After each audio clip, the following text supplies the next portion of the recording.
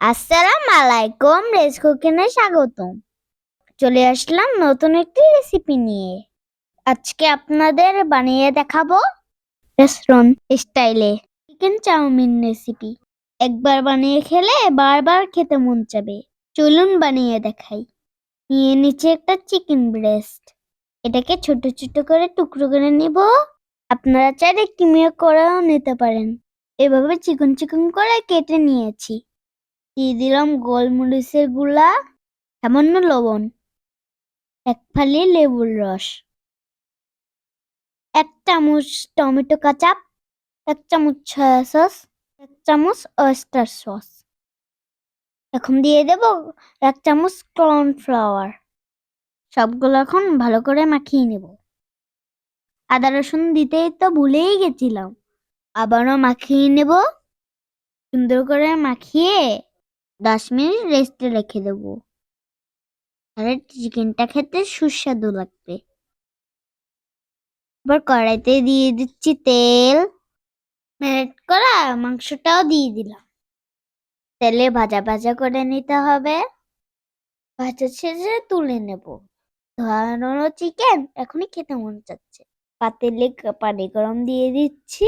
একটু লবণ ও তেল দিয়ে দিচ্ছি। গরম হয়ে আসলে নুডলসও দিয়ে দিলাম। নুডলসটাকে ভালো মতন সিদ্ধ করে নিতে হবে। 10 মিনিটের মতো জাল করে নিয়েছি। এবার ঠান্ডা পানিতে ধুয়ে রেখে দেব। চিকেন ভাজায় কড়াইতে দিয়ে দিলাম রসুন কুচি, কাঁচামরিচ ফালি রান করে ভেজে নেব। দিয়ে দিলাম গাজর কুচি, পেঁয়াজের কালি, কিউব করা পেঁয়াজ। সবগুলো এখন ভেজে নিতে হবে। নাড়াচাড়া করে একটু সেদ্ধ করে নিতে হবে। নুডলসের সাথে যে মশলাটা ছিল সেটাও দিয়ে দিলাম। আবার একটু ভেজে নিচ্ছি। ভাজাভাজি হয়ে গেলে সেদ্ধগুলো নুডলস গুলোও দিয়ে দিচ্ছি। এবার সবজির সাথে ভালো মতন মিশিয়ে নিতে হবে। আচ্ছা, চিকেন গুলো এখন দিয়ে দিলাম। আপনারা চাইলে চিকেনে একটু হলুদও দিতে পারেন।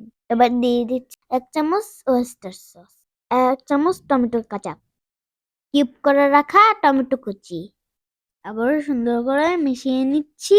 নুডলস রান্না কিন্তু হয়ে গেছে। এখন শুধু খাওয়ার পালা। পরিবেশন করা দেখাচ্ছি। এমন গরম গরম চাউমিন খেতে চান? কেমন ধোয়া উঠছে, দেখতে কিন্তু বেশ লাগছে। আজই বানিয়ে ফেলুন তো এই চিকেন চাউমিনটা। এমন করে বানালে স্বাদ মুখে লেগে থাকবে। আমি তো খেয়ে নিলাম। খেতে কিন্তু দারুণ।